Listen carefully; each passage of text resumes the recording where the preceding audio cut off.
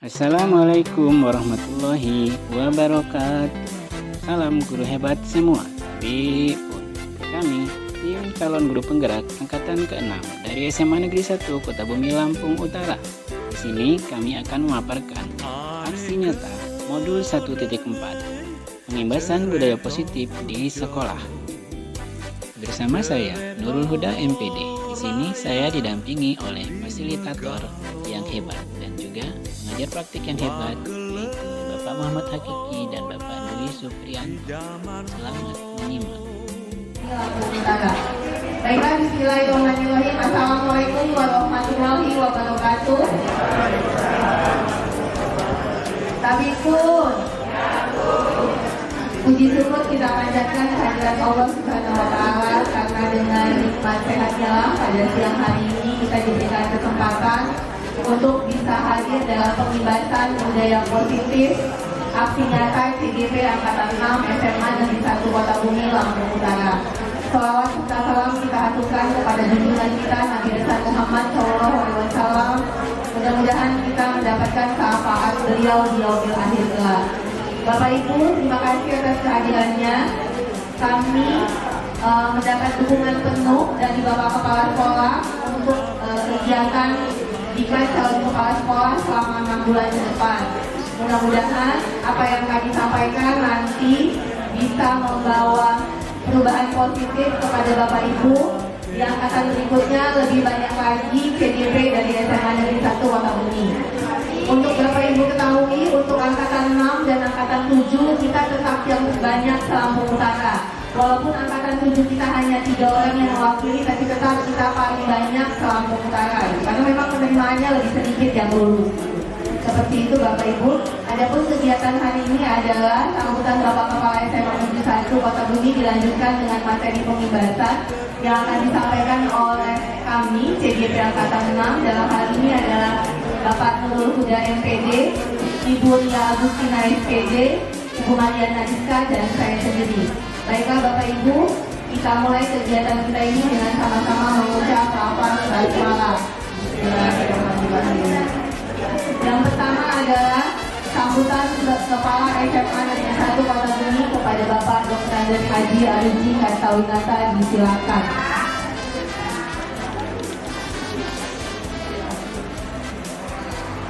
Assalamualaikum warahmatullahi wabarakatuh. Yang saya hormati Bapak dan Ibu staf pengajar dan staf administrasi sekolah SMA Negeri 1 Kota Bumi. Sesuai dengan apa yang disampaikan oleh Bu Iriana tadi, membawa acara bahwa pada kesempatan ini kita akan mengadakan pengimbasan budaya positif calon guru penggerak SMA Negeri 1 Kota Bumi. Sebelum kita memulai acara ini, seperti yang disampaikan oleh Bu Iriana tadi, bahwa alhamdulillah SMA Negeri 1 Kota Bumi ini berhasil, ya kan, kena atas perjuangan, bukan dikasih, berhasil di angkatan 6 ini masuk sebagai guru penggerak. Itu ada 5, ya kan, dan angkatan 7 ada 3, terbanyak di Lampung Utara. Nah, kita berterima kasih dan bersyukur. Ini merupakan anugerah buat kita semua di SMA Negeri 1 Kota Bumi ini.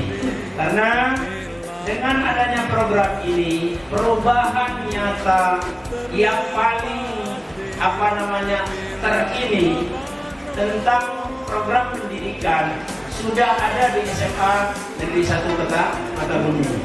Dengan adanya hadirnya calon-calon guru penggerak ini, dan bahkan kita sudah ada guru penggerak. Karena program-program perubahan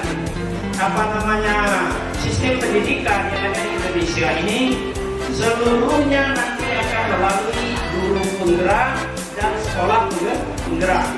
Ya kan? Harusnya IKM itu include dengan sekolah penggerak, kan gitu, include dengan sekolah penggerak itu sebenarnya. Nah, kenapa? ya kan?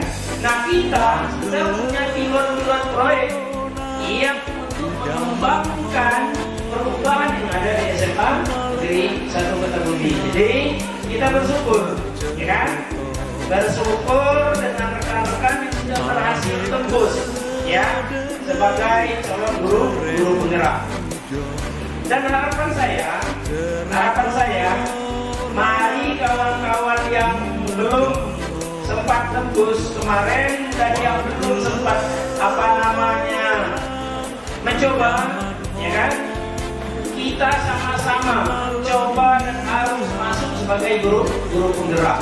Yang walaupun saya lihat, ya, karena saya dimasukkan di dalam guru penggerak mereka, kadang-kadang jam 11 malam dia orang masih, ya kan? Dia orang masih nanyain tugas gitu. Jam 11 malam saya lihat masih nanyain tugas. Ya memang berat, kayak gitu.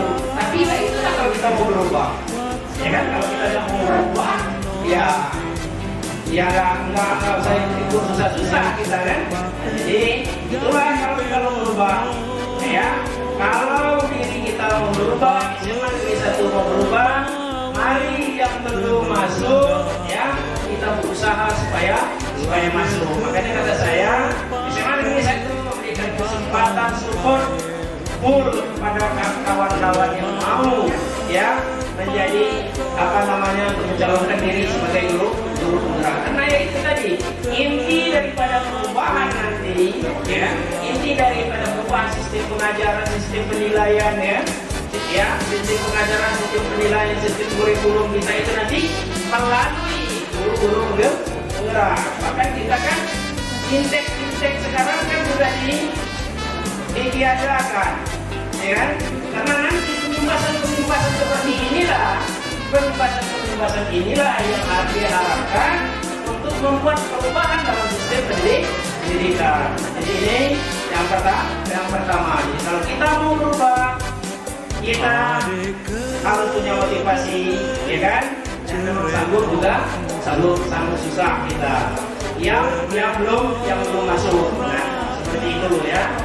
Nah, ini harapan saya supaya ada perubahan di dalam diri kita. Dan program-program pemerintah juga, saya sampaikan ya, saya agak panjang sedikit. Program-program pemerintah dalam sistem pendidikan, termasuk pengangkatan penggajian nanti, ya kan? Penggajian nanti itu tidak menutup kemungkinan itu nanti akan merasakan berbasiskan guru penggerak, berbasiskan program yang ada dalam pemerintah. Pemerintah nggak mau sia-sia program yang sudah ada tetapi tidak mereka biayai. Nah, jadi itu, maka untuk yang sudah nyata sekarang ini, ya, pengangkatan kepala sekolah, pengangkatan pengawas itu tidak lagi ada pelatihan calon kepala sekolah dan calon pengawas, ya kan? Semua diambil dari guru penggerak. Jadi itu. Nah, mumpung masih bisa, tolong ya rekan-rekan sekalian bisa mengikuti. Kecuali ya kami ini walaupun masih mau nggak punya kesempatan lagi, itu pun juga karena sudah dibatasi umur, ya kan, maksimal 50 tahun, ya kan, menurut nggak bisa lagi yang depan ya. Nah, jadi itu ya. Jadi seperti itu, ya kan? Dalam program guru penggerak. Dan pada kesempatan ini kita akan ada pembahasan, ya, bagaimana sebenarnya program-program yang ada dalam praktek mereka dalam sebagai calon guru penggerak. Jadi itu saja yang bisa saya sampaikan. Lebih dan kurang saya mohon maaf. Saya akhiri dengan taufiq hidayah. Assalamualaikum warahmatullahi wabarakatuh. Waalaikumsalam warahmatullahi wabarakatuh. Terima kasih Bapak Kepala SMA Negeri 1 Kota Bumi. Betul yang seperti beliau sampaikan bahwa program ini adalah program pemerintah yang tidak mungkin pemerintah sia-siakan ke depannya. Jadi kalau dulu kita melihat senior kita itu portofolio waktu mereka mau sertifikasi, nanti ke sini PPG dan sebagainya, itu pun sama nanti program guru penggerak itu akan sama wajibnya, karena selain punya sertifikat pendidik yang kita dapat dari PPG, ada juga nanti kalau kita mau jabatan struktural dan sebagainya, kita harus punya tim dari guru penggerak. Jadi saya juga sangat didukung teman-teman 5 lainnya dan 3 yang berikutnya. Jadi minimal saat menyatukan visi atau melakukan gerakan di sekolah, saya tidak sendiri seperti zaman Bu Neni yang sulit menyamakan visi dan persepsi. Tapi kalau sekarang untuk bisa menyamakan visi dan persepsi, kami punya 8 orang baru sekarang. Jadi mudah-mudahan nanti menular ke teman-teman yang lainnya. Kalau kalian lihat kami mengeluh, pasti tidak bohong, kami mengeluh ya. Cuman kan kalau semuanya harus sehat dan bahagia gitu. Mudah-mudahan bisa bahagia sampai akhir. Baiklah, kami mulai pembahasan budaya positif arti nyata CDP Angkatan 6 SMA Negeri 1 Kota Bumi Lampung Utara kepada Bapak Nurul dari PD dijelaskan. Oke, baiklah. Terima kasih atas waktu dan kesempatan yang diberikan.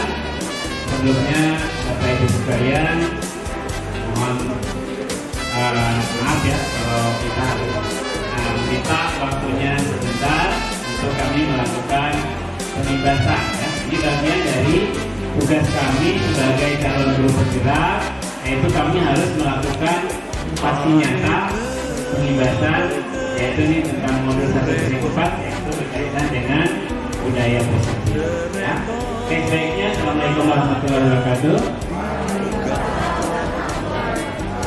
Nah, jadi Bapak Ibu sekalian, sebelum kita memulai kegiatan kita pembebasan budaya positif, kita adakan briefing dulu ya. Boleh ya? Ya, coba nih, tolong bawanya nanti pimpin dulu briefing. Jadi Bapak Ibu, biasanya kalau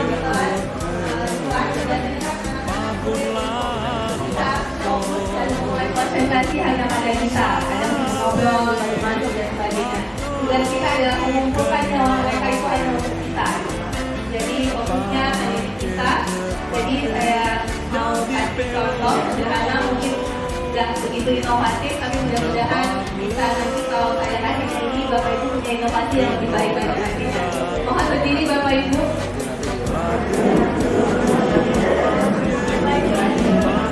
Kita sama-sama biar Bapak Ibu fokusnya hanya kami berlupa pada kegiatan kita kan divisualisasikan, jadi nanti fokusnya kami ke depan. Mereka kalau saya katakan Marina, tangan Bapak Ibu di depan ini Marina. Kalau saya katakan Sari, Bapak Ibu begini. Boleh? Dan kalau saya katakan Beliza, kalau Bapak Ibu begini. Kalau saya katakan Semari, begini. Cara begini. Jadi jangan lihat saya, tapi dengarkan instruksi saya. Marina menari berdasar suara. Seperti itu. Jadi fokusnya Marina menari. Ayo kawin beda.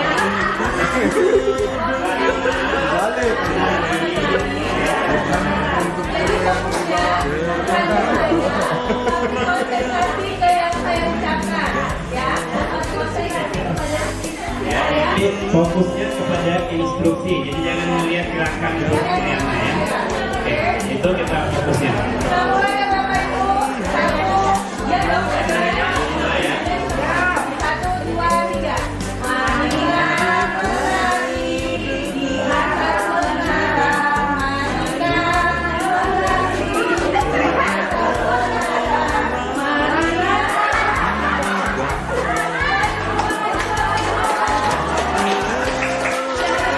Saya kan sudah bilang fokusnya jangan ke gerakan saya, tapi kepada saya. Jadi juga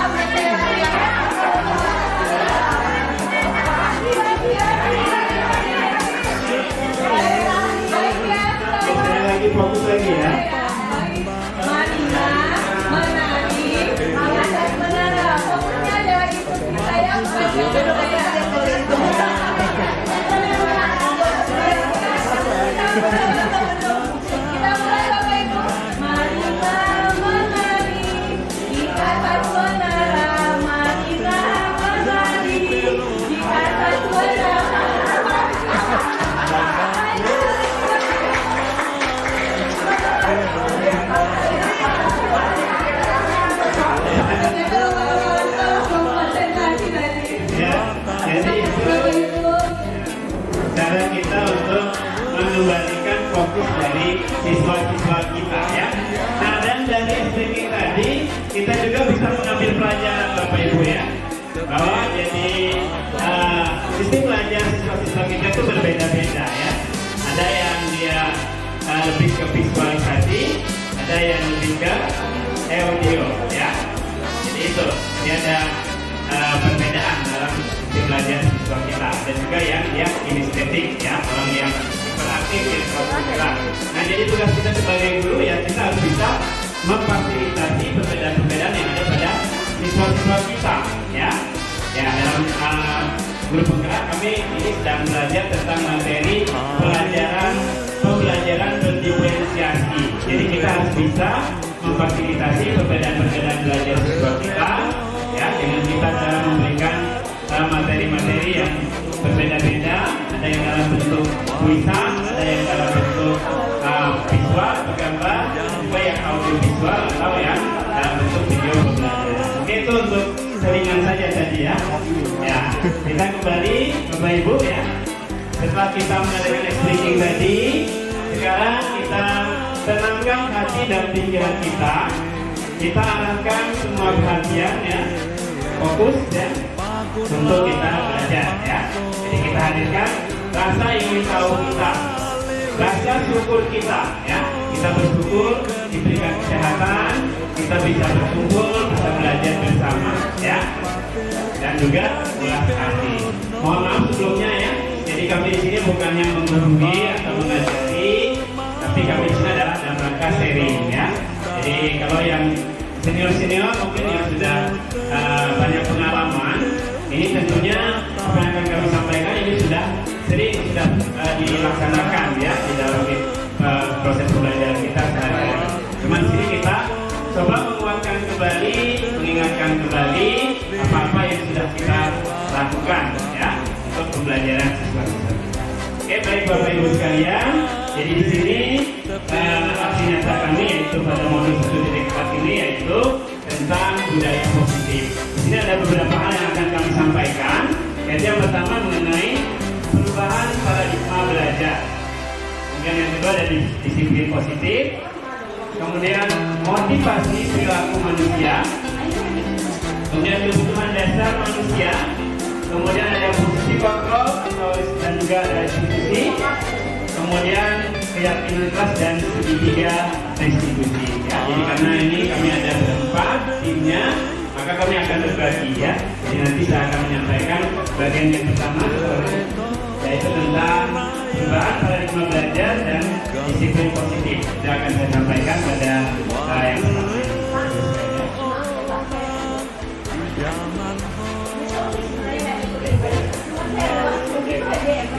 Inginnya nanti yang depannya tolong sih apa ada waktu khusus tinggalkan buat kami ya. Ya, saya lanjutkan Bapak Ibu sekalian ya.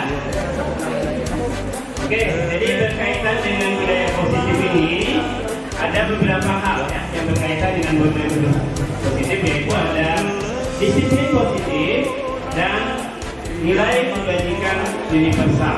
Ya, ini ada teori motivasi, hukuman dan penghargaan, serta ada restitusi juga di sini. Kemudian nanti ada keyakinan kelas, ya. Kemudian ada kebutuhan dasar manusia dan dunia berkualitas, kemudian ada positif kontrol dan ada positif restitusi. Jadi di sini saya hanya memberikan pengantar saja, nanti intinya akan dilanjutkan oleh rekan-rekan saya yang lain ya. Ada Bu Iriana nanti, kemudian ada Ria dan juga ada Ahmad Marisa. Ya. Oke, di sini ada pertanyaan tematik Bapak Ibu sekalian. Ya, di sini ada setuju atau tidak setuju. Oke, yang pertama, hukuman dapat mendisiplinkan anak. Menurut Bapak Ibu, setuju tidak? Tidak.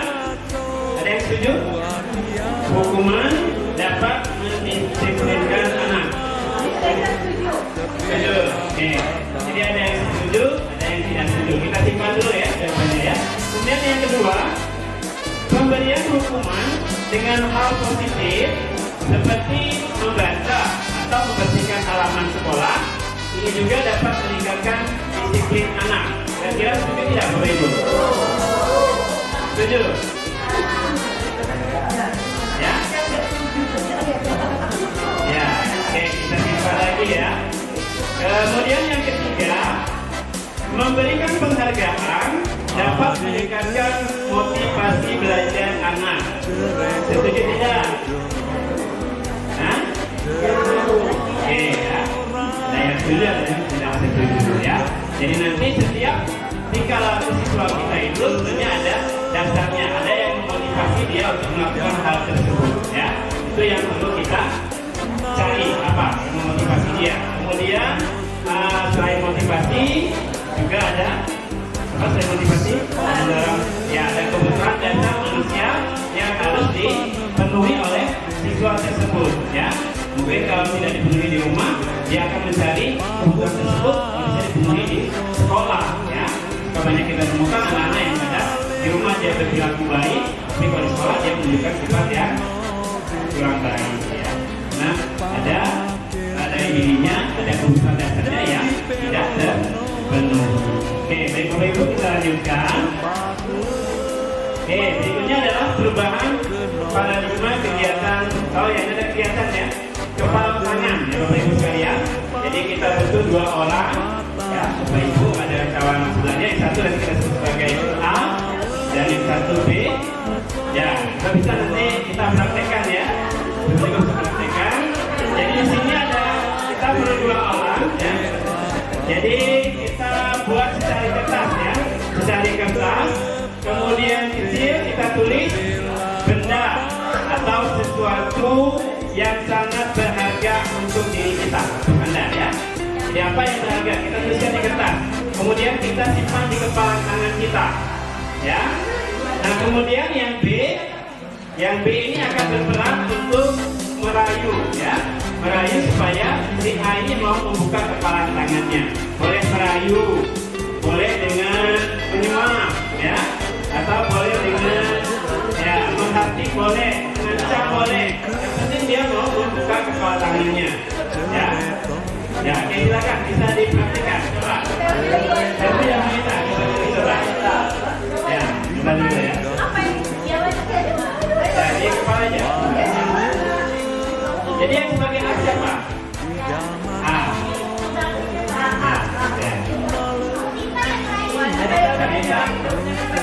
Ya, dia kayu aja, dia sebagai merayu supaya ini selfie ya, kan ke depan. Tapi di depan, ya di depan gitu ya. Ya, silakan.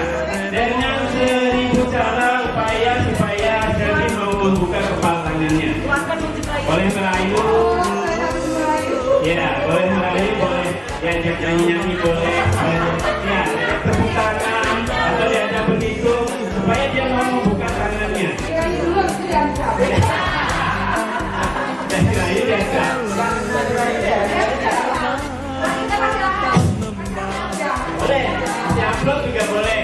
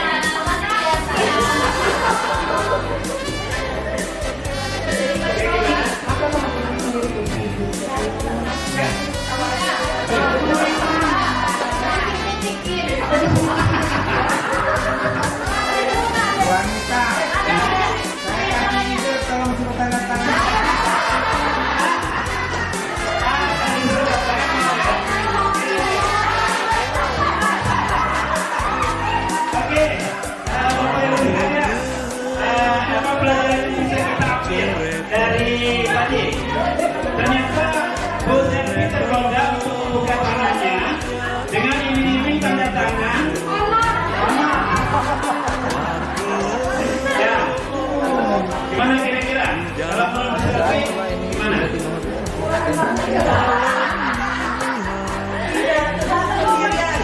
Ya, Bu Selvi tidak tulus. Kenapa? Karena ada godaan.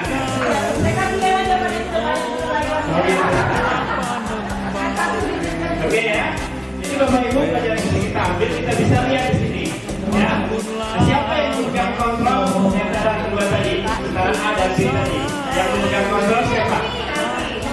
Selvi. Selvi apa Anita yang memegang kontrol? Bu Selvi. Kalau di kelas kita bayangkan Bu Selvi ini sebagai siswa atau sebagai guru. Mana yang sebagai siswa, mana yang sebagai guru? Selvi guru. Selvi guru. Nanti Anita sebagai siswa yang merayu, berusaha merayu guru. Ya. Oke ya. Ya. Ya. Jadi sebenarnya kalau selama ini yang kita lakukan di kelas adalah kita yang mengontrol siswa kita ya, menginginkan siswa harus ikut apa yang kita perintahkan ya, apa yang kita inginkan ya, itu yang selama ini kita lakukan di kelas ya. Oke, jadi sebenarnya fungsi kontrol itu ada pada diri kita sendiri, diri kita masing-masing ya. Kita yang punya keputusan apakah kita mau membuka tangan kita atau tidak ya.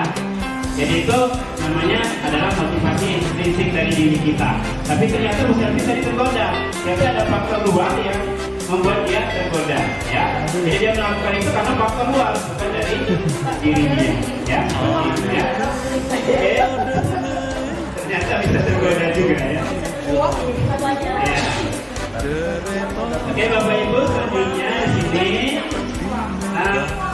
perubahan paradigma belajar, ya. Jadi perubahan paradigma dalam proses pembelajaran yang awalnya adalah berpusat kepada guru. Jadi selama ini kita belajar itu adalah yang berpusat kepada guru. Jadi guru itu sebagai subjek dalam pembelajaran, ya. Nah ini yang kita harus pelan-pelan kita rubah, ya. Jadi yang sebagai subjek dalam proses pembelajaran itu adalah bukan guru tetapi siswa. Seharusnya yang berperan aktif dalam proses pembelajaran itu adalah siswa, bukan guru, ya.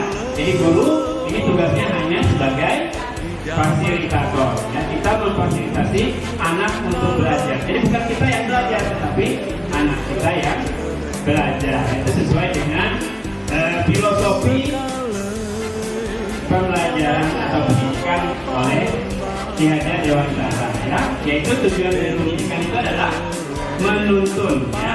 Menuntun kodrat yang ada pada diri siswa kita, diri murid kita, ya, untuk mencapai kebahagiaan yang setinggi-tingginya, baik dia sebagai individu maupun sebagai anggota masyarakat, ya. Nah di dalam kita menuntun juga, ya, Bapak Ibu sekalian, di situ kita ada yang namanya among, ya. Kita mengomong kepada siswa kita, ya. Nah dengan cara kita ada lagi yang terkenal dari semboyan dari Ki Hajar Dewantara, ya. Ingaso Sutrodo Ingadio Mengkaso Yukuri Nendayan. Ada yang tahu artinya apa? Kalau Ingaso Sutrodo di depan kita memberikan contoh atau teladan, kemudian di tengah kita memberi semangat, kita memberi bimbingan, ya. Kalau dari belakang kita mendorong siswa, ya. Jadi untuk mereka mencapai kebahagiaan yang setinggi-tingginya, ya. Jadi itu, ya. Jadi kita merubah pandangan kita tentang proses belajar selama ini adalah guru sebagai pusat, ya, teacher center, ya. Jadi menjadi student center, ya. Jadi selama ini kita menganggap bahwa siswa itu adalah kertas putih, ya. Jadi tergantung kita yang mau menulisnya apa. Nah itu, ya, harus kita rubah paradigma bahwa siswa itu bukan kertas putih, ya, tetapi dia sudah ada kodrat alamnya, dia sudah mempunyai bakat masing-masing, ya. Berbeda dengan zaman kita sekarang, ya. Ya, dari teknologinya sudah sangat berubah.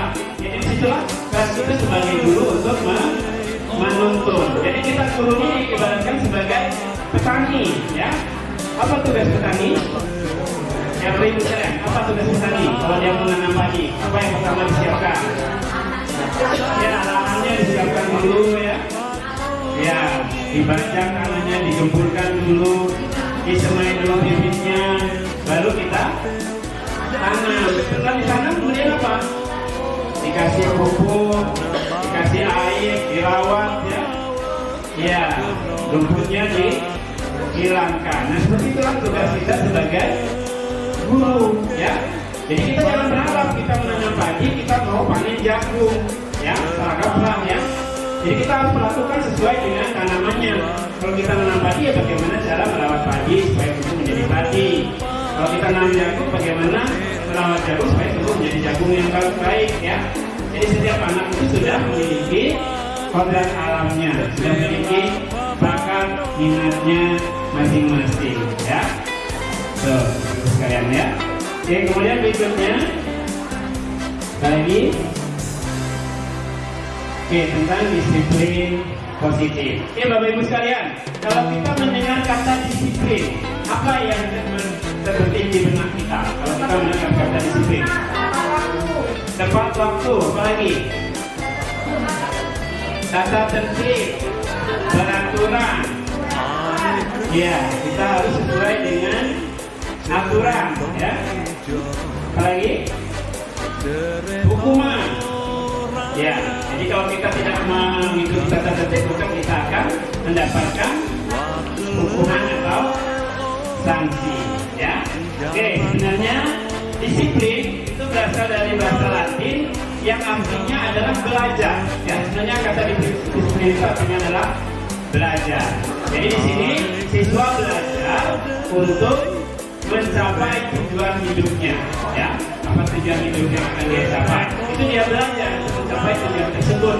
Itulah namanya disiplin. Ya. Nah, disiplin positif ini merupakan pendekatan mendidik anak untuk melakukan kontrol diri dan pembentukan kepercayaan diri. Nah, disiplin itu berbeda sekali dengan hukuman. Meskipun disiplin sering diterapkan dengan hukuman, ya sebenarnya itu tidak tepat, ya. Dan sebenarnya peraturan juga sebenarnya tidak tepat. Yang lebih tepat adalah kita membuat kesepakatan bersama. Nah, sebenarnya di sekolah kita sudah ada kesepakatan itu, ya, antara siswa, orang tua, dan juga guru, ya, dengan adanya sistem poin yang kita terapkan. Sebenarnya poin itu bukan hukuman, tapi itu adalah konsekuensi, ya. Jadi konsekuensi kalau mereka melanggar aturan, maka dia akan ada konsekuensi yang harus mereka jalani, seperti itu, ya. Jadi kalau kita membuat peraturan, kalau kita peraturan itu cenderungnya kita akan melanggar, ya. Tapi kalau itu kesepakatan kita bersama, ya, antara kita dengan siswa, dengan orang tua, kita sudah adakan di materai, ya. Yang di materai sebelum anak belajar kan kita sudah membagikan tata tertib dulu, ya. Sebenarnya kalau mengadakan tata tertib itu harus ada unsur dari siswa, ada unsur guru, dan ada unsur dari orang tua. Sehingga itu akan menjadi kesepakatan yang bisa kita sepakati, dan kalau dia melanggar itu berarti dia akan terkena konsekuensi, ya. Oke, silakan lanjutkan. Oke, dalam budaya kita, ya, makna disiplin ini sudah mengalami pergeseran, ya, sudah dimaknai menjadi sesuatu yang dilakukan seseorang pada orang lain untuk dapat kepatuhan. Kita cenderung mengubahkan kata disiplin dengan ketidaknyamanan, ya. Jadi kalau kita sudah kata disiplin, kita harus datang pagi-pagi kalau rasanya nggak nyaman, gitu, ya. Ya, kita harus terburu-buru, ya. Ya, karena kita takut apa? Takut kalau kita nggak disiplin nanti terkena sanksi, ya. Oke. Jadi kalau menurut Bapak pendidikan kita, Ki Hajar Dewantara menyatakan bahwa di mana ada kemerdekaan, disitulah harus ada disiplin yang kuat, ya. Jadi sesungguhnya disiplin itu bersifat self disiplin, ya. Yaitu kita sendiri, ya, mewajibkan diri kita, ya dengan sekeras-kerasnya ya. Jadi kita disiplin itu harusnya itu kita sendiri yang mendisiplinkan diri kita ya. Karena kalau kita tidak mendisiplinkan diri kita sendiri, maka ya orang sekitar kita yang akan mendisiplinkan kita, terutama di atasan kita ya. Oke, seperti itu Bapak Ibu ya. Itulah yang dikatakan sebagai disiplin. Nah, adapun tujuan dari disiplin positif ini yaitu menanamkan motivasi pada murid-murid untuk menjadi anak yang kita inginkan dan menghargai diri sendiri dengan nilai-nilai yang mereka percaya ya. Di sini ya, hanya untuk menjadikan anak yang kita inginkan dan menghargai diri sendiri ya. Jadi dia menghargai dirinya, bukan untuk menghargai orang lain ya. Jadi motivasinya dari diri dia, bukan karena orang lain ya. Kemudian ya, jadi motivasi yang berasal dari intrinsik yang tidak akan berpengaruh pada adanya hukuman atau juga hadiah. Jadi dia melakukan bukan karena mendapat iming-iming hadiah. Seperti Bosan tadi ya, karena iming-iming dia akan itu ya. Dan juga karena takut dihukum ya. Itu motivasi masih ekstrim. Oke, itu Bapak Ibu sekalian ya mengenai disiplin positif. Kemudian selanjutnya nanti akan dilanjutkan oleh Ibu Iriana ya untuk bahasan berikutnya. Demikian saya Assalamualaikum warahmatullahi wabarakatuh. Baiklah, terima kasih teman guru dari MPD. Terima kasih Pak. Baik, selanjutnya adalah motivasi perilaku manusia. Sebelum kita membahas apa yang merupakan Diana Bosen dalam bukunya, kita belajar dari pengertian motivasi terlebih dahulu. Apa itu motivasi? Motivasi adalah keinginan untuk melakukan sesuatu dan menentukan kemampuan bertindak untuk memuaskan kepentingan individu. Lalu kalau kita sudah bahas motivasinya, sekarang kita bahas perilakunya. Apa itu perilaku? Perilaku adalah aktivitas yang muncul karena adanya dorongan atau tujuan. Lalu, misalkan sebuah perilaku itu tidak harus dilandasi oleh sebuah motivasi. Bisa saja satu perilaku dilandasi oleh beberapa motivasi. Misalnya, ada siswa yang berperilaku datang tepat waktu. Saat dia datang tepat waktu, mungkin motivasinya adalah melatih dirinya untuk disiplin. Bisa saja seperti itu. Atau saat dia datang tepat waktu, motivasinya adalah jangan sampai kena hukuman atau kena poin. Jadi satu perilaku itu bisa saja didasari lebih dari satu motivasi. Bisa karena memang dia melatih dirinya untuk disiplin, atau dia datang dengan motivasi tidak mau kena hukuman, seperti itu. Lalu Diana Bosen dalam bukunya Restructuring School Discipline menyatakan ada 3 alasan motivasi perilaku manusia. Di sini ada 3 alasan yang paling sering dilakukan siswa kenapa dia melakukan perilaku tersebut. Yang pertama adalah dia menghindari ketidaknyamanan atau hukuman. Lalu yang kedua, bisa saja siswa melakukannya karena ingin mendapat penghargaan atau pujian. Dan yang terakhir, motivasi siswa bisa saja karena memang dia ingin melatih dirinya yang memang untuk keinginan atau nilai-nilai yang dia yakini kebenarannya. Jadi 3 alasan itu biasanya yang memotivasi siswa.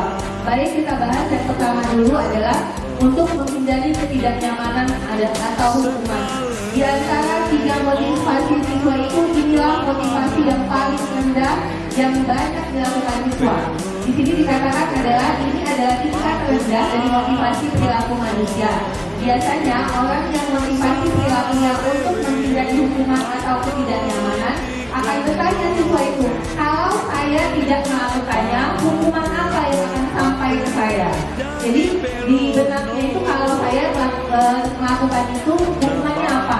Misalnya nih, kayak tadi kejadiannya adalah dia datang terlambat, tapi motivasinya adalah karena takut kena hukuman.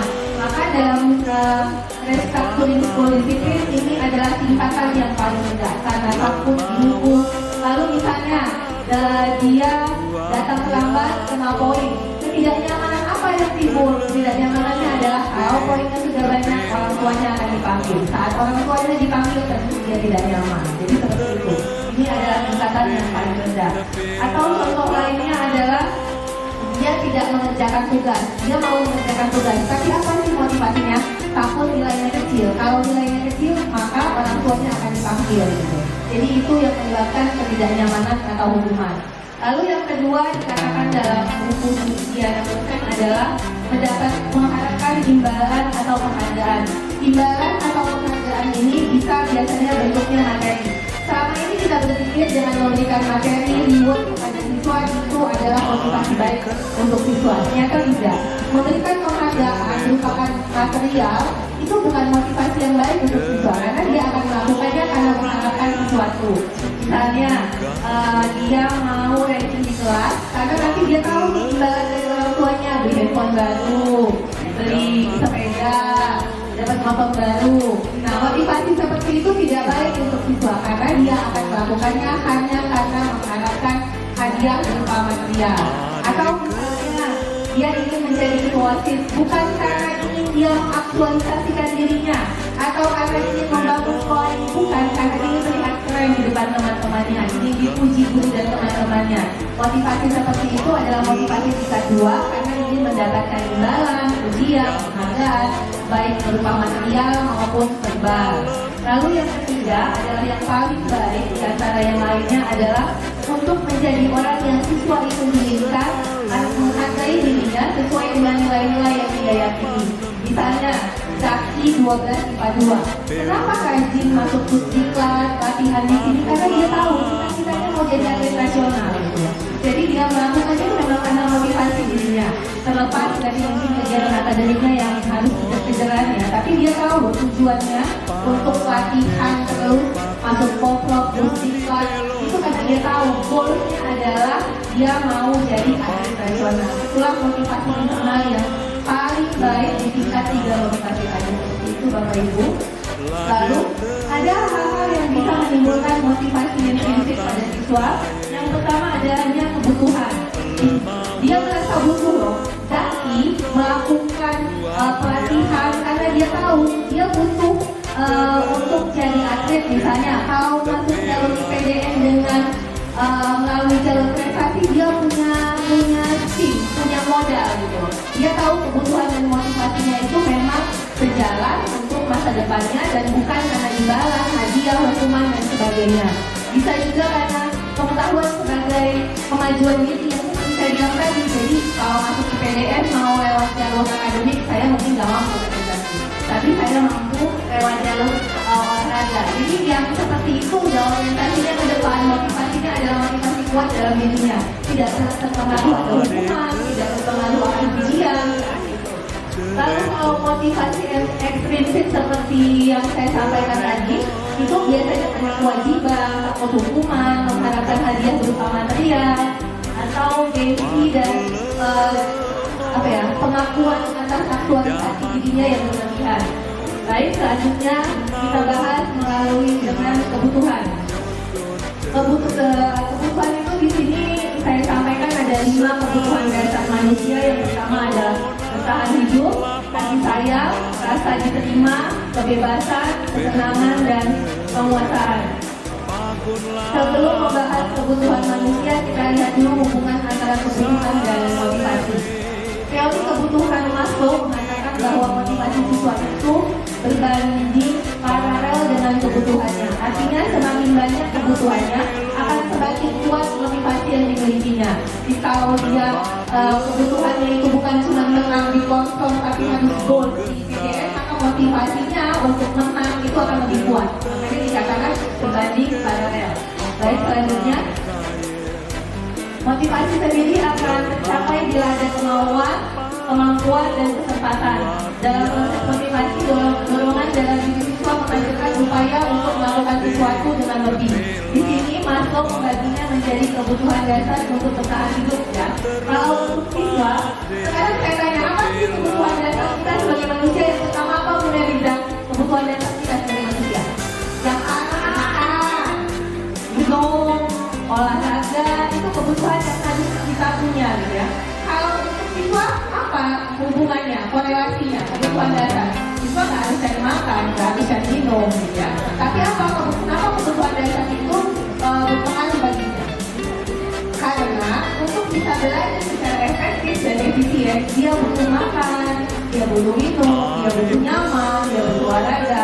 Bukan berarti dia harus cari makan, cari minum, itu kan. Tapi saat dia belajar, supaya pembelajaran itu bersifat efektif dan efisien, dia harus kenyang. Gak bisa lah kan belajar, gak bisa harus belajar, gak bisa suasana nyaman gak belajar. Itulah kebutuhan dasar. Lalu yang kedua adalah kasih sayang dan rasa diterima. Kita sebagai manusia tidak akan pernah bisa hidup sendiri. Jangankan siswa, kita sebagai guru butuh teman curhat, butuh persahabatan, butuh komunitas yang menghargai kita. Begitu juga dengan siswa. Jadi kalau misalnya dalam pertemanan, dalam kerjasama, kalau siswa merasa dirinya dipenuhi dengan kasih sayang, dirinya diterima di lingkungannya, dampaknya adalah dia menjadi happy sama belajar. Siswa tidak depresi, tidak merasa terkucil. Harapannya kan dengan merasa pede, nyamannya itu akan meningkatkan motivasi belajarnya. Lalu yang ketiga adalah kebebasan. Kebebasan ini kadang-kadang kita menganggap kalau siswa harus ada di kelas, tapi ternyata dia punya hal-hal lain, punya kodrat lain, bukan cuma kodrat akademik, tapi juga kodrat dalam bidang lain. Kadang-kadang kita sebagai guru tidak mau menerima, maksudnya membatasi kegiatannya. Pokoknya kalau sekolah belajar. Padahal ada siswa yang mampu secara akademik tapi lemah secara psikomotor. Tapi ada juga yang psikomotornya baik tapi lemah secara akademik. Dia butuh kebebasan loh. Dia butuh pengakuan. Dia butuh kalian kita menerima bagaimana dia memiliki minat dan bakat yang harus kita hargai. Lalu yang keempat adalah kesenangan, rasa gembira, humor, tertawa, bermain. Itu adalah sifat dasar anak. Dalam belajar pun sebenarnya kita harus mengajak anak itu bermain sambil belajar, gitu ya, kalau ya. Jadi memang karena kodrat anak itu bermain, kita harus mengajarkan materi itu dengan caranya anak bermain. Gitu. Karena memang itulah kodrat mereka. Tinggal bagaimana kita mengelola pembelajaran menjadi menyenangkan untuk siswa. Lalu yang terakhir adalah penguasaan. Penguasaan ini siswa ini dihargai atas prestasinya, diakui atensinya, reputasi dan nama baiknya selalu bagus. Jadi kalau siswa mendapatkan sandang pangan sehingga bisa belajar dengan efektif, lalu dia merasa diterima, disenangi teman-temannya, disayangi gurunya, lalu ada kebebasan untuk mengembangkan dirinya sesuai dengan minat dan bakatnya. Lalu di sekolah kadang-kadang kita ketemu siswa, kita tanya nih, dia ganggu kawannya, kita tanya kenapa gangguan kita, saya senang aja bu. Artinya dia ingin cari kesenangannya dengan gangguan kita. Itulah anak-anak gitu. Jadi kesenangan yang tidak dicari didapatnya di rumah, tadi ya di sekolah. Jadi kadang-kadang kita yang harus mengikuti, menuntun, memahami, walaupun kadang tidak mudah. Kadang mudah saja diucapkan seperti itu, tapi dalam prakteknya sulit. Tapi ayo kita sama-sama belajar memenuhi kodrat alam dan kodrat zamannya siswa, sehingga mereka mencapai kebahagiaan yang setinggi-tingginya. Itulah yang diminta di hajat dewantara kepada kita sebagai guru. Saya kira itu yang bisa saya sampaikan. Materi selanjutnya akan disampaikan rekan-rekan saya. Saya akhiri. Wassalamualaikum warahmatullahi wabarakatuh. Waalaikumsalam.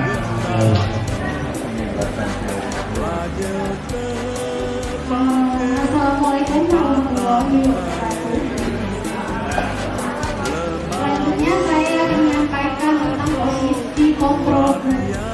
Nah, di mana menurut Diana Gordon dalam bukunya tahun 1998 mengemukakan bahwa guru perlu meninjau kembali penerapan disiplin ruang kelas mereka apakah telah efektif, apakah berusaha memperhatikan, menganalisa murid, bagaimana dan mengapa. Kenapa bagaimana? Kenapa bagaimana? Itu dikarenakan bagaimana kelas itu efektif menurut kita. Apakah benar-benar efektif? Kemudian kenapa kita harus mendirikan anak? Mengapa? Nah, alasannya ini terkait dengan posisi kontrol kita sebagai guru. Maka dari itu Bosan berkesimpulan ada 5 posisi kontrol yang diterapkan seorang guru, orang tua, ataupun atasan dalam melakukan kontrol atau menuntun anak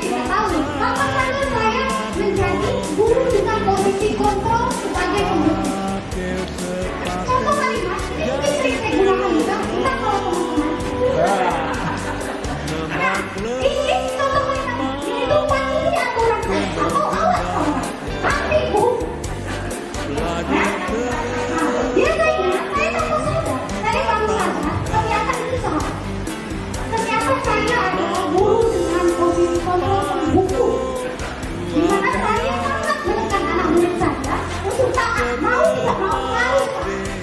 Ya. Kemudian ada contoh kalimat lagi, kamu selalu saja. Oh, ini sering.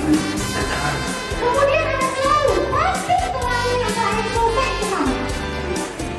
Nah, kenapa posisi kontra buku ini kurang tepat? Ibu-ibu bapak-bapak.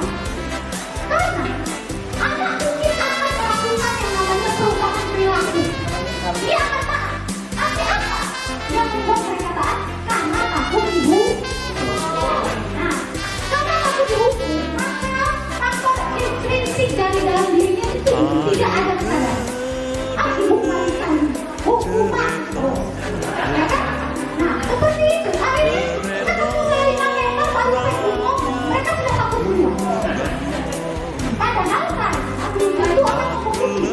Itulah kenapa posisi kontrol pendukung ini sangat tepat.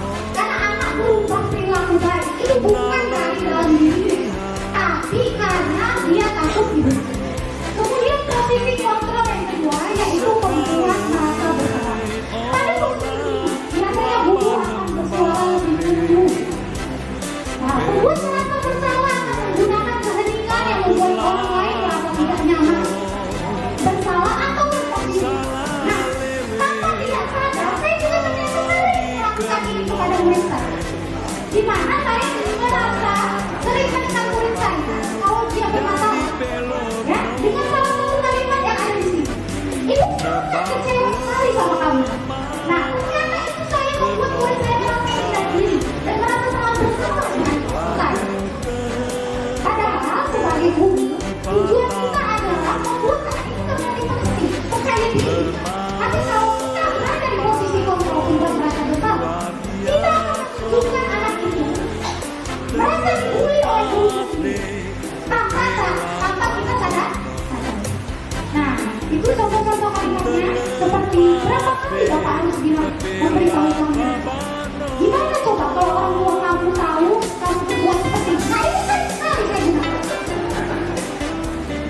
Nah, ternyata membuat merasa tidak tepat untuk menyelesaikan permasalahan anak. Karena mereka tidak akan sadar, walaupun sadar, itu karena mereka merasa bersalah, bukan sadar tentang apa yang mereka perbuat. Nah, selanjutnya itu ada posisi kontrol teman. Nah, ini juga sering sekali mungkin kita lakukan sebagai guru.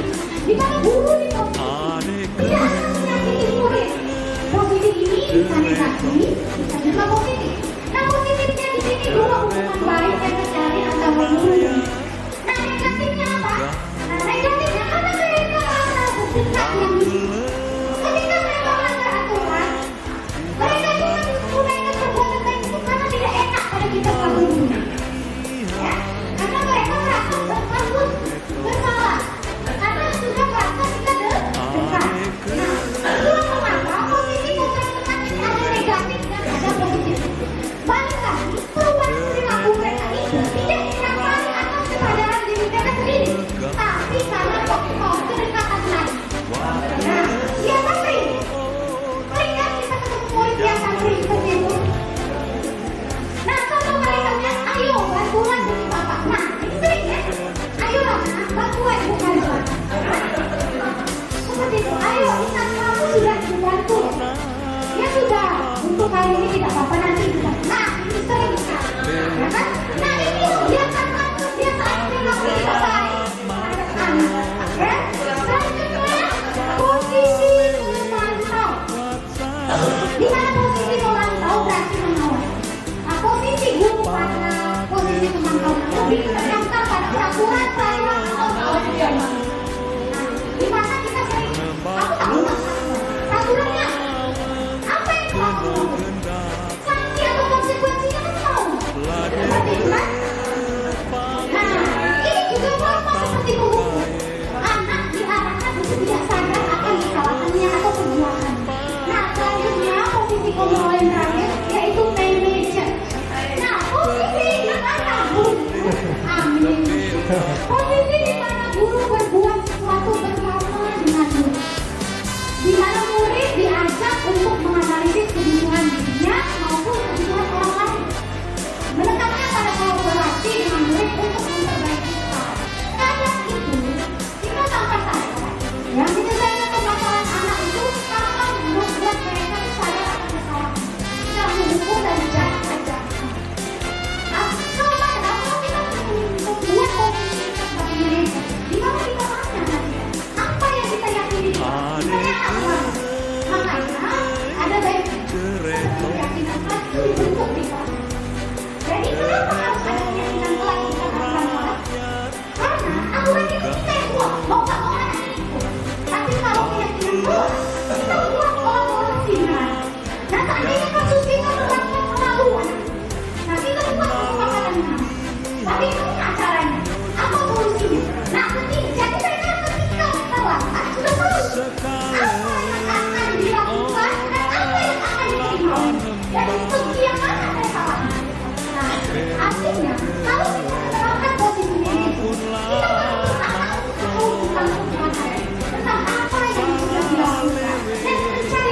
solusinya. Jadi kita menuntut anak untuk mandiri, merdeka, dan berinovasi secara seperti itu. Presisi kontrolnya ya, yang saya sampaikan sedikit sharing dari pengalaman yang sudah saya alami di kelas. Selanjutnya yang akan menyampaikan materi yaitu tentang keyakinan kelas dalam 3 Agustus. Saya persilakan.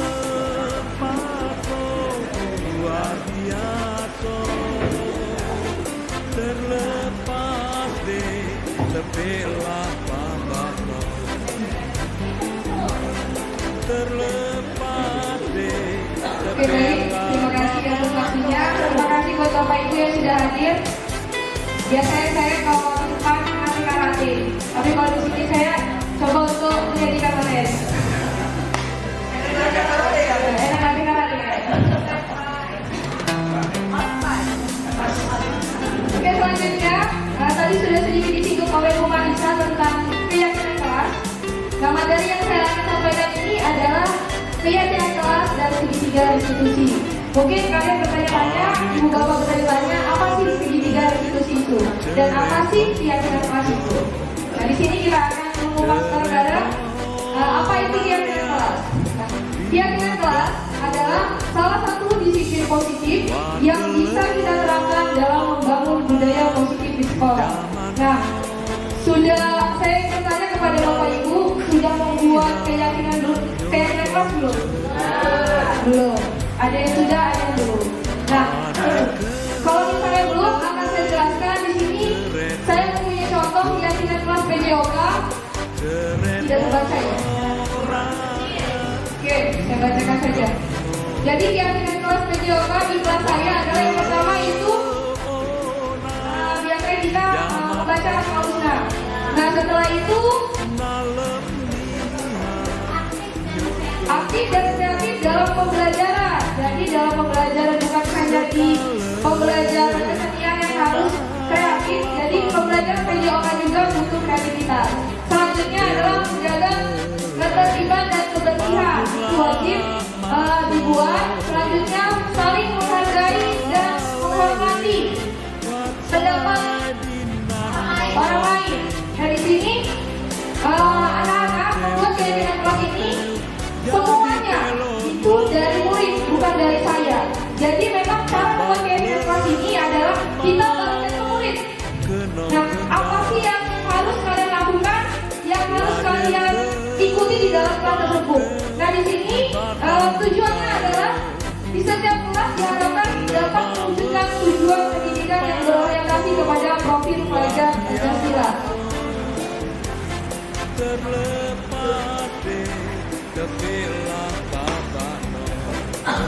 Oke, selanjutnya apa yang akan kita lakukan jika murid melanggar keyakinan kelas? Nah, setelah kita membuat keyakinan kelas tadi, jika murid melanggar keyakinan kelas, apa yang kita akan lakukan? Apakah kita membiarkannya saja atau justru sebaliknya kita memaafkan? Nah, kalau ibu bapak bagaimana ini? Kalau dia melanggar peraturan kelas, menghukum atau membiarkan saja? Sudah, ada besok jangan diulang lagi. Ya, biasa seperti itu ya. Atau sudah, anggap aja ini buat pembelajaran kalian, gitu ya. Oke, selanjutnya. Nah, untuk mengatasi masalah-masalah tersebut, jika ada siswa yang melanggar keyakinan kelas yang sudah kita buat tadi, kita akan menggunakan yang namanya segitiga restitusi. Nah, tadi Bunda Ica nanya ya, apa sih segitiga restitusi itu ya? Jadi di sini segitiga restitusi adalah menurut dosen tahun 2004 proses menciptakan kondisi bagi murid untuk memperbaiki kesalahan mereka sehingga mereka bisa kembali pada kelompok mereka dengan karakter yang lebih kuat. Nah, di sini tujuan restitusi ini adalah memberikan kesempatan kepada murid untuk melakukan disiplin positif, memulihkan diri dari kesalahan hingga memiliki tujuan yang jelas. Penekanannya pada cara mereka menghargai nilai-nilai kebajikan atau kebaikan yang diyakininya, bukan berperilaku untuk menyenangkan orang lain. Nah, di sini tujuan restitusi adalah membantu murid untuk jujur pada dirinya sendiri dan mampu mengevaluasi dampak dari kesalahan yang dilakukan. Ya, jadi dengan institusi ini mampu memberikan penawaran, bukan paksaan. Ya, jadi kita tidak memaksa. Kalau anak melakukan kesalahan, tidak memaksa kamu harus berbuat seperti ini. Tidak seperti itu. Jadi kita akan melakukan penawaran. Nah, sangat penting bagi guru dalam menciptakan kondisi yang membuat murid bersedia menyelesaikan masalahnya dan berbuat lebih baik lagi. Di sini guru dapat menggunakan kalimat seperti semua orang pasti pernah berbuat salah. Ya, jadi bukan malah menunjukkan dengan memperjelas kesalahannya. Jadi misalnya di kelas ada anak yang melakukan kesalahan, bukan kita malah menyudutkannya. Jadi bukan malah dia kamu yang salah, kamu yang melakukan terlebih dahulu, bukan seperti itu. Jadi kita kembalikan untuk menjalani kegiatan segitiga institusi ini dengan mengembalikan ke kita. Jadi semua orang pasti pernah berbuat salah, sama seperti saya, seperti itu. Nah, cara melakukan segitiga institusi ini ada 3 cara. Ya, 3 langkah yang pertama yaitu menstabilkan identitas. Yang kedua, memvalidasi tindakan yang salah. Dan 3, menanyakan keyakinan. Oke, kita kupas lebih dalam lagi. Langkah pertama yaitu menstabilkan identitas. Nah, menstabilkan identitas ini merupakan langkah pertama institusi, yaitu dengan cara menstabilkan identitas. Bagian ini bertujuan merubah orang yang merasa gagal karena berbuat salah menjadi orang sukses. Kita harus mampu meyakinkan mereka misalnya dengan berkata, saya pernah melakukan hal yang sama denganmu. Ketika seseorang dalam kondisi emosional, maka otak tidak mampu berpikir rasional. Jadi misalnya kalau di kelas ada anak yang melakukan kesalahan, jadi kita jangan mengejar anak itu, kamu yang salah, kamu yang benar, bukan seperti itu. Tetapi kita harus menstabilkan emosinya dulu, karena pada saat itu mungkin anak itu emosinya lagi meledak-ledak, ya, dimana otak tidak mampu berpikir secara rasional lagi, yang ada malah kebantah dan kebantah seperti itu. Nah, ini akan sangat tepat kita gunakan untuk menstabilkan identitasnya. Kita mampu membantu mengenai yang salah. Nah, ini merupakan langkah kedua dari segitiga restitusi. Di sini adalah untuk memahami kebutuhan dasar yang mendasari tindakan murid kita. Menurut teori kontrol, semua tindakan pasti memiliki tujuan, entah baik atau buruk. Ketika kita menolong murid yang berbuat salah, maka mereka akan tetap dalam masalah. Yang lebih diperlukan adalah kita memahami alasan mereka berbuat kesalahan sehingga mereka merasa dipahami. Dengan contoh kalimatnya yaitu yang pertama, kamu pasti punya alasan mengapa melakukan hal tersebut. Yang kedua, kira-kira apa yang sudah kamu lakukan, benar atau salah? Nah, yang ketiga, padahal kamu bisa melakukan hal yang lebih besar dari itu ya. Itu adalah pernyataan positif dari guru. Dan yang terakhir adalah langkahnya menanyakan keyakinannya. Itu yang Menanyakan keyakinan adalah langkah selanjutnya. Ketika langkah pertama dan kedua sukses, maka anak lebih siap dikaitkan dengan nilai-nilai kebajikan yang dia percaya dan berpindah menjadi orang yang dia inginkan. Nah, di sini gambaran masa depannya itu adalah penting. Karena sudah ditemukan, maka guru dapat membantu mengarahkan mereka tetap fokus pada gambarannya. Nah, di sini jadi segitiga restitusi ini dapat menumbuhkan motivasi internal murid untuk disiplin positif dan terbiasa mencari solusi permasalahannya. Jadi dengan ada segitiga restitusi ini, kita mampu menjawab dengan kalimat-kalimat yang sudah ada seperti ini. Apa yang kamu lakukan sudah sesuai dengan keyakinan kelas yang sudah dibuat. Dan yang kedua, tindakan apa yang harus kamu lakukan selanjutnya. Jadi di sini segitiga institusi membuat anak tersebut memiliki kesadaran diri untuk mengubah masalahnya menjadi solusi. Setelah itu dia akan menjadi anak yang lebih bahagia dan selamat. Oke, mungkin itu saja materi dari saya. Selanjutnya akan saya kembalikan ke moderator. Terima kasih. Baik, terima kasih Bapak Ibu.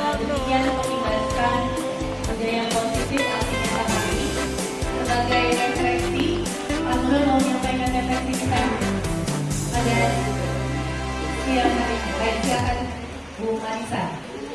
Assalamualaikum warahmatullahi wabarakatuh. Di sini saya akan menyampaikan tentang materi kita tentang aksi nyata misi, di mana kami dari angkatan 6 CDP SMA Negeri 1 mengharapkan kita sebagai mempunyai satu visi dan satu tujuan. Memang perubahan positif itu tidak akan berjalan dengan mudah dan cepat. Dan saya merasakan hal tersebut. Karena dalam penciptaan budaya positif itu ada banyak tantangan dan pertentangan, bukan dari diri orang lain saja, bukan sejauh kita, tapi dari dalam diri kita sendiri. Karena kadang kita sudah berada di zona nyaman kita sebagai pendidik. Nah, apabila kita sanggup menciptakan budaya positif, mulai dari positif, kemudian keyakinan kelas hingga kita bisa menjadi guru dengan posisi kontrol yang tepat, maka terjadinya budaya positif tersebut akan menciptakan lingkungan yang baik untuk membuat anak mencapai tujuan kita yang sama, yaitu menghasilkan anak yang dengan kesuksesan setinggi. Karena tujuan kita sebagai pendidik adalah satu, yaitu mensukseskan anak didik kita. Jadi tidak ada yang salah dengan tujuan. Hanya misi saja kita yang berbeda atau pandangan.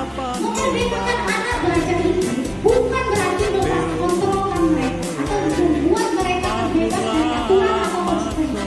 Tapi kita berkolaborasi dengan kita, anak-anak didik kita untuk sama-sama menghasilkan tujuan yang sama, yaitu menghasilkan kesuksesan bagi anak kita.